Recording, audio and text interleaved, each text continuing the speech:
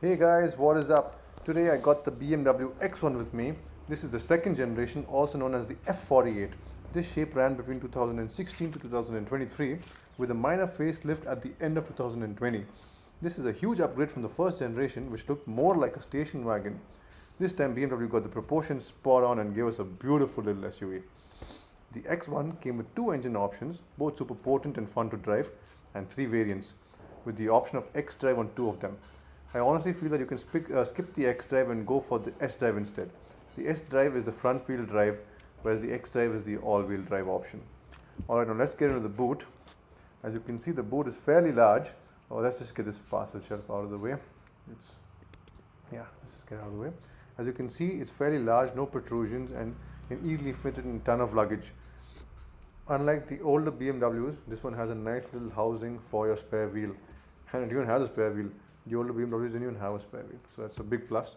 And this tailgate is not electric, by the way, but it's not that heavy, so not a big deal. It's not even that high, so it's okay. You can easily reach up to it. The wheels on this particular variant is 17-inch, and they actually fill out pretty well, and they look really nice and elegant. Coming to the rear, you can see it has the rear AC vents with basic airflow control and two Type-C ports. It also has these storage nets, which are pretty useful.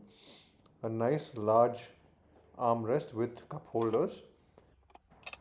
So there's a lot of space over here for both head and leg, and this panoramic sunroof lets in a lot of light. But what I would say is missing here is just those, the rear blinds. Apart from that, it's just wonderful. Only the driver's side ORVMs have the auto dimming feature.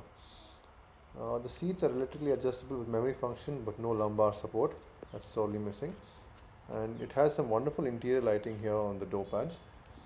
There's a little storage space over here. Now this car comes back with all the modern features and doesn't really feel outdated. Auto headlamps, auto wipers, drive modes, Apple CarPlay, maps, interior lighting, auto dimming mirrors, dual zone climate control, electrical parking brake, and tons of others. It has rear parking camera with those dynamic guidelines and rear sensors as well. But what is missing is the front parking sensors. It's very useful in the city. So there's some decent amount of storage space over here. Nice cup holders, little ashtray over there too. And here you can see the gear selector. I prefer the previous joystick version, but this also is pretty good. And then here you have your drive control modes. You have your electronic parking brake here, but no auto hold, and your swivel wheel here. These buttons over here are touch sensitive, and you can use them as shortcuts to open various different menus.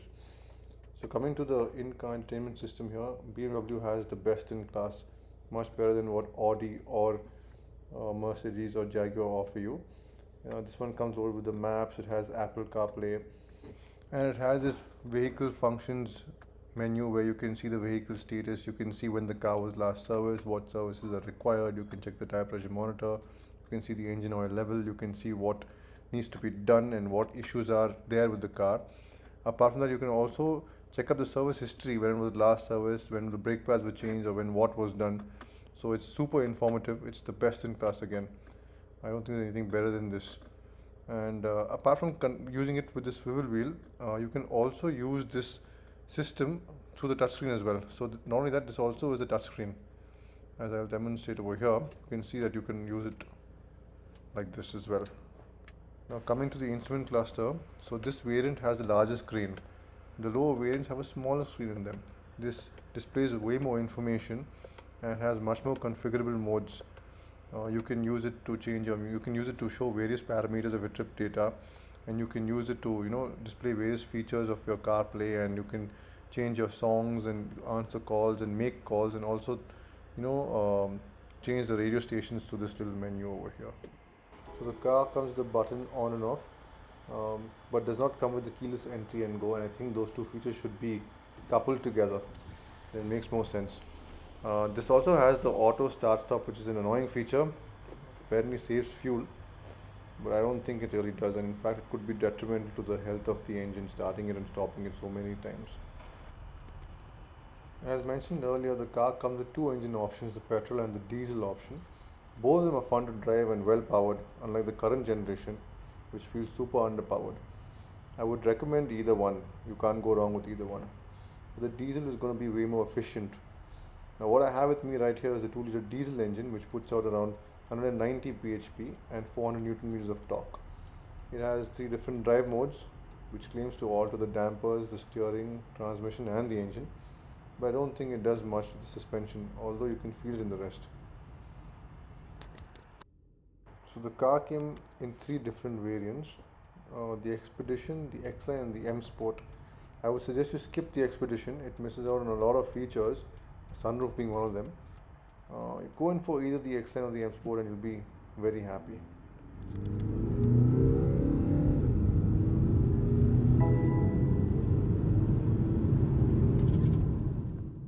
Now if you compare it to its competitors, you will find that the car is super fun to drive and more engaging, and apart from that it does feel a little bit better built. The competitors being the Q3 and the GLA of the time.